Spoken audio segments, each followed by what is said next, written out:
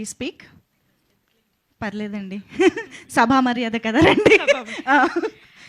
లేదు, ఇక్కడ ఉంటాను నేను. లేదు, మా వాళ్ళు ఒప్పుకోరు. లైటింగ్ ఇక్కడికే పెట్టారంట మొత్తం. ఇదిగో సెంటర్ ప్లీజ్. నేను వెంకీ గారి తరఫున మాట్లాడతా ఈరోజు. పాటలాడతా. సినిమా వినాయక చవితి రోజు బుధవారం రిలీజ్ అయింది కదా. Okay.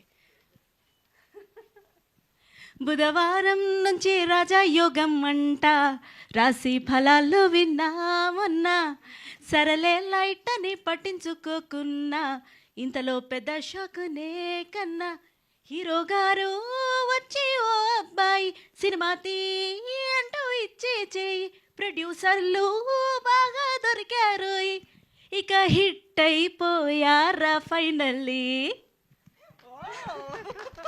Thank you for the super hit. Lyricist. Yeah, thank you అండి. అమ్మయ్య, నెక్స్ట్ సినిమాకి డబుల్ బర్త్ కన్ఫర్మ్ అయింది. So thank you so much అండి. ఒక మంచి సినిమాని ప్లీజ్ ఆదరిస్తున్న వారికి థ్యాంక్ యూ. ఇష్టం వచ్చినట్టు మాట్లాడుతున్న వారికి we are so sorry, we pity your mind, state of mind. Please ఇందులోని ఎఫర్ట్, ఇందులోని సిన్సియారిటీ, ఒక కొత్త కథ రావాలి అని అందరూ మాట్లాడతారు. నిజంగానే కొత్త టించ్ తోటి ఏదైనా సినిమా వస్తే అందులో మళ్ళీ భూతద్దాలు వేసి తప్పులు వెతుక్కుంటారు. మళ్ళీ వాళ్ళు చేసే వీడియోలకి లైక్లు సబ్స్క్రైబ్లు చేయమంటారు. అవుట్ ఆఫ్ చాలా ఇరిటేషన్ చెప్తున్నాను, without the permission of the team. It's a fantastic cinema. Of course మేమందరం ఉన్నామన్న స్వార్థంతో చెప్పినప్పటికీ as an audience it is a fantastic attempt.